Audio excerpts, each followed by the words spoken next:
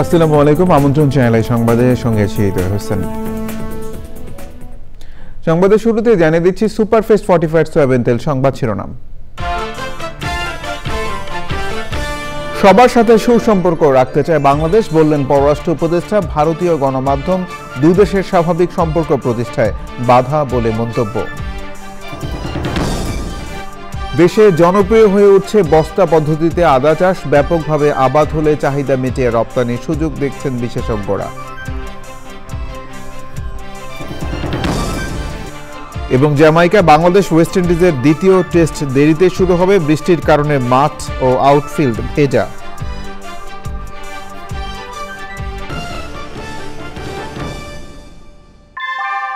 আমরা তৈরি করি বিশ্বমানের জার্মান প্রযুক্তির ভূমিকম্প সহনশীল থার্মেক্স রড, যা আপনার স্থাপনাকে নিরাপদ রাখে প্রজন্ম থেকে প্রজন্ম।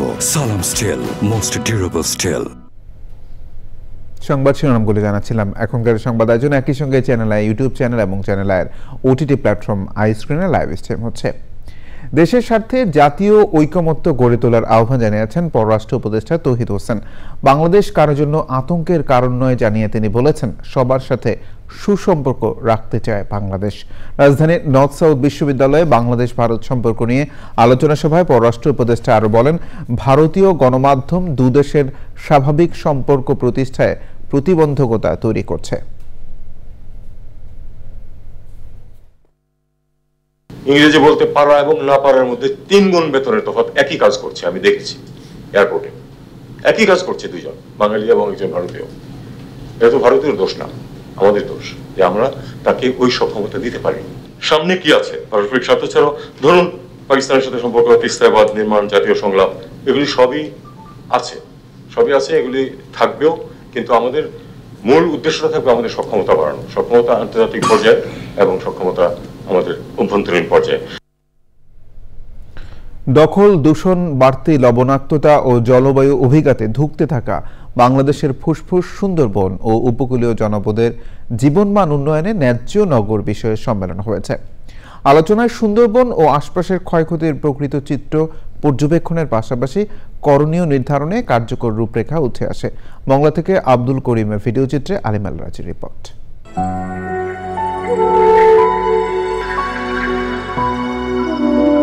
সভ্যতার অগ্রযাত্রায় নির্বিচার দখল, দূষণ ও জলবায়ু অভিঘাতে ধুঁকছে ধরিত্রী।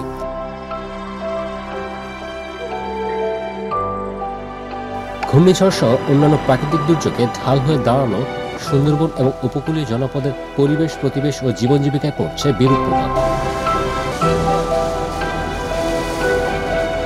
শুধু দূষণই নয়, সুন্দরবন সহ অন্যান্য উপকূলীয় নদীগুলোতে লবণাক্ততা বেড়ে হুমকিতে বাস্তুতন্ত্র। পরিস্থিতি উন্নয়নে মংলায় সুন্দরবনের উপকূলীয় ন্যায্য নগর বিষয়ক সম্মেলন। বৈঠকে আয়োজনে উঠে আসে সংকটের গভীর চিত্র ও উত্তরণের রূপরেখা। এই পর্যন্ত না আসার কারণে সুন্দরবনের যে জীববৈচিত্র্য ধ্বংস হচ্ছে। দেশের ফুসফুস খ্যাত সুন্দরবনে লবণাক্ততা ও দূষণে হুমকিতে থাকা উদ্ভিদ ও জীববৈচিত্র্য রক্ষায় সার্বিক সচেতনতা ও সমন্বিত উদ্যোগে গুরুত্ব আরোপ করেন বিশেষজ্ঞরা। সুন্দরবনের যেই সুন্দরী গাছগুলোর আগাগুলো মারা যাচ্ছে, আগা মরা রোগ বলে এটাকে অনেক। আমাদের এখানে যত রকমের দূষণ আছে সবগুলো দূষণেই কিন্তু সুন্দরবনের নদীগুলোর মাধ্যমে সাগরে যাচ্ছে। এই দূষণ কিন্তু অন্যতম একটা থ্রেট এই মুহূর্তে। আর বিশেষ করে পশুর নদী এবং সুন্দরবনের আশেপাশে বড় বড় মেগাশিল্প গড়ে উঠেছে, এগুলো কিন্তু অন্যতম কারণ। আমরা খুব সম্প্রতি আমরা দেখেছি ফার্নেস অয়েল স্পিল হয়েছে, প্রচুর পরিমাণে মাছ, প্রচুর পাখি, প্রচুর পরিমাণে ক্ষতিগ্রস্ত হয়েছে সুন্দরবন। গবেষণা বলছে, জলবায়ু পরিবর্তনের অভিঘাতে শুধু জীবন জীবিকা আর জীববৈচিত্র্যই হুমকিতে না, বরং নানা রোগের প্রাদুর্ভাবের পাশাপাশি ব্যাপক প্রভাব ফেলছে অভিঘাতগ্রস্ত জনপদের মানুষের মানসিক স্বাস্থ্যে। সম্মেলনের আয়োজক বাংলাদেশ নদী পরিব্রাজক দল, RDRC, বাংলাদেশ রিভার ফাউন্ডেশন, বেলা এবং প্রকৃতি ও জীবন ফাউন্ডেশন সহ 7টি সংগঠন। আলিমাল রাজি, চ্যানেল আই, মংলা, বাগেরহাট। দেশের চাহিদা পূরণে প্রতি বছর প্রায় 1 থেকে 1.5 লাখ মেট্রিক টন আদা আমদানি করতে হয়, অথচ খুব সহজে আদা চাষ করে লাভবান হওয়া যায়, কমানো যায় আমদানি নির্ভরতা। দেশে জনপ্রিয় হয়ে উঠছে বস্তা পদ্ধতিতে আদা চাষ। বিশেষজ্ঞরা বলছেন আরও ব্যাপক আকারে আদার চাষ সম্প্রসারিত হলে নিজেদের চাহিদা মিটিয়েও রপ্তানির সুযোগ রয়েছে। বিস্তারিত জানাচ্ছেন শাইখ সিরাজ। বাংলাদেশ পরিসংখ্যান ব্যুরোর তথ্য মতে দেশে আদার চাহিদা প্রায় 2 লাখ মেট্রিক টন। গত বছর উৎপাদন হয়েছিল 84,000 মেট্রিক টন আর আমদানি করা হয়েছিল 1,43,000 মেট্রিক টন আদা। চলতি বছরেও আদা আমদানি করা হয়েছে 90,000 মেট্রিক টন। আশার কথা হচ্ছে বস্তা পদ্ধতিতে আদা চাষ সম্প্রসারণে গত 2 বছরে দেশে আদার উৎপাদন বেড়েছে। 70 বস্তা আদা লাগিয়েছি এবং আমার প্রতি বস্তায় খরচ হয়েছে 30 টাকা করে।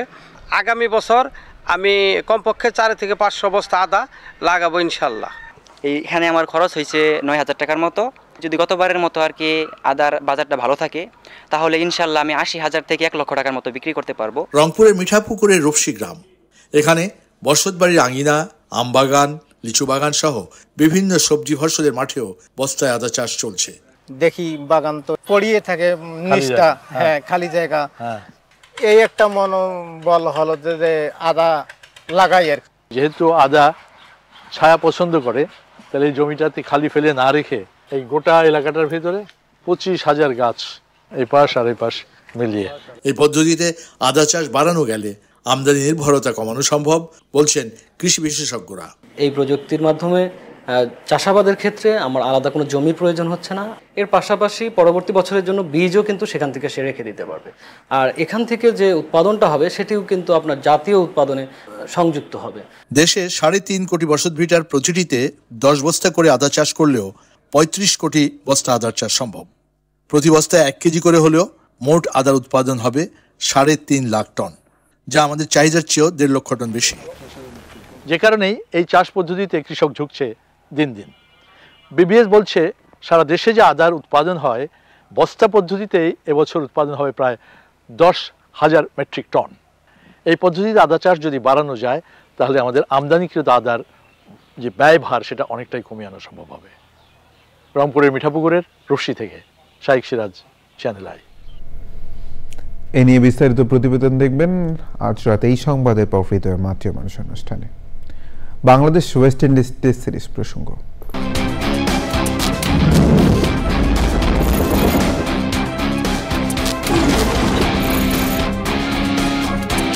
আবার আমন্ত্রণ চ্যানেলের সংবাদে। আমিন জুয়েলার্স আন্তর্জাতিক সংবাদ।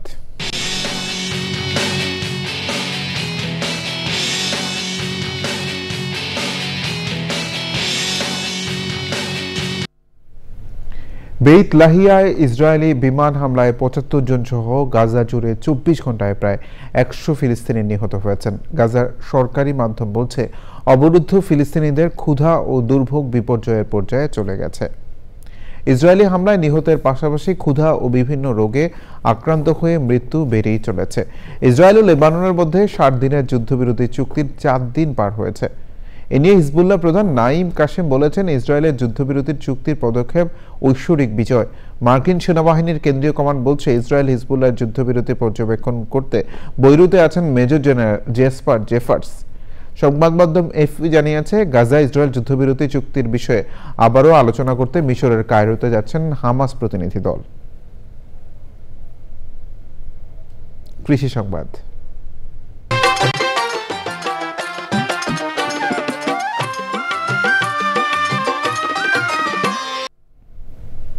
রংপুরে বাড়তি লাভের আশায় এবছর আগাম আলু চাষে ঝুঁকেছেন কৃষক। আগাম শীত অনুভূত হওয়ায় আগাম আলুর ফলন নিয়েও আশাবাদী কৃষক। বীজ, সার, কীটনাশক সহ কৃষি উপকরণের দাম বৃদ্ধির কারণে উৎপাদন খরচ বাড়ায় ফসলের ন্যায্য মূল্য নিয়ে শঙ্কায় রয়েছেন তারা। প্রকৃতি সংবাদ।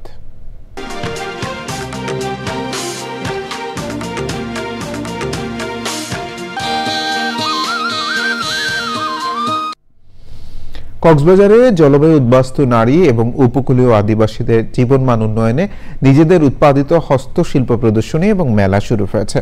সমুদ্র সম্পদ নির্ভরশীল উপকূলীয় জনপদে জীবিকা বিলুপ্তপ্রায় অন্যতম মাধ্যম তাঁতকে পুনরুজ্জীবিত করা এবং সরকারি আশ্রয়ন প্রকল্পে আশ্রিত কর্মহীন জলবায়ু উদ্বাস্তু নারীদের বিকল্প জীবিকায়নে এই মেলার আয়োজন করা হয়। 3 দিনের মেলায় উঠে আসে আবহমান বাংলার নানান ঐতিহ্যবাহী পণ্য। মেলায় সর্বস্তরের মানুষ অংশ নেন। এক্সিম ব্যাংক বাণিজ্য সংবাদ।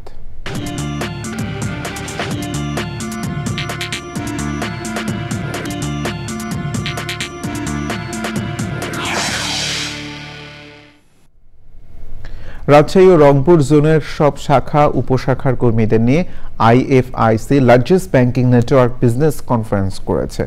বগুড়া সদরে আয়োজিত অনুষ্ঠানে অংশ নেন ব্যাংকটির রাজশাহী ও রংপুর জোনের 22টি শাখা ও 166টি উপশাখার কর্মীরা। কনফারেন্সে ছিলেন ব্যাংকের চেয়ারম্যান মোহাম্মদ মেহমুদ হোসেন, ব্যাংকের ব্যবস্থাপনা পরিচালক সৈয়দ মনসুর মুস্তফা ও অন্যরা। অনুষ্ঠানে আমানত সংগ্রহ, লোন প্রদান ও রিকভারিতে উল্লেখযোগ্য সাফল্যের অর্জনের স্বীকৃতি হিসেবে সংশ্লিষ্ট শাখা উপশাখার কর্মীদের সম্মাননা দেওয়া হয়।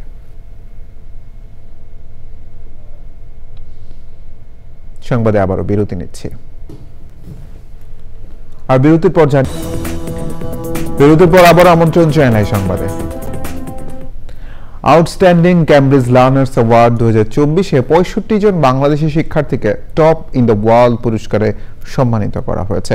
রাজধানীর 5 তারকা একটি হোটেলে ব্রিটিশ কাউন্সিল ও ক্যামব্রিজ ইন্টারন্যাশনাল এডুকেশনের যৌথ উদ্যোগে অসামান্য কৃতিত্বের জন্য এই স্বীকৃতি দেওয়া হয়। অনুষ্ঠানে আয়োজকরা জানান, বিশ্বব্যাপী 1 মিলিয়নেরও বেশি শিক্ষার্থী প্রতি বছর এই আন্তর্জাতিক স্বীকৃতি কোর্সে অংশ নেয়। এবছর ওসিএল এর আয়োজনে মোট 98 জন বাংলাদেশি শিক্ষার্থী 121টি পুরস্কার অর্জন করেছে। শিক্ষার্থীদের হাতে সম্মাননা পুরস্কার তুলে দেন অনুষ্ঠানের প্রধান অতিথি বিশ্ববিদ্যালয় মঞ্জুরি কমিশনের চেয়ারম্যান অধ্যাপক ডক্টর এস.এম.এ. ফায়েজ এবং ঢাকায় নিযুক্ত British high commissioner James Goldman. খেলার খবর। ফর্টিফাইড সয়াবিন তেল। সংবাদ শিরোনামগুলো জানিয়ে দিচ্ছি আরো একবার। সবার সাথে সুসম্পর্ক রাখতে চায় বাংলাদেশ, বললেন পররাষ্ট্র উপদেষ্টা। ভারতীয় গণমাধ্যম দুদেশের স্বাভাবিক সম্পর্ক প্রতিষ্ঠায় বাধা বলে মন্তব্য। দেশে জনপ্রিয় হয়ে উঠছে বস্তা পদ্ধতিতে আদা চাষ। ব্যাপকভাবে আবাদ হলে চাহিদা মিটিয়ে রপ্তানির সুযোগ দেখছেন বিশেষজ্ঞরা।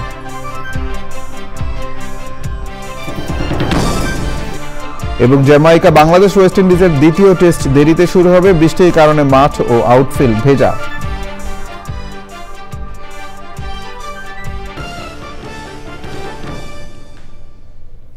চ্যানেলের সর্বশেষ সংবাদ জানতে ভিজিট করুন চ্যানেল online.com-এ। যুক্ত থাকুন আমাদের সোশ্যাল মিডিয়া প্ল্যাটফর্মগুলোর সাথে। ধন্যবাদ সবাইকে।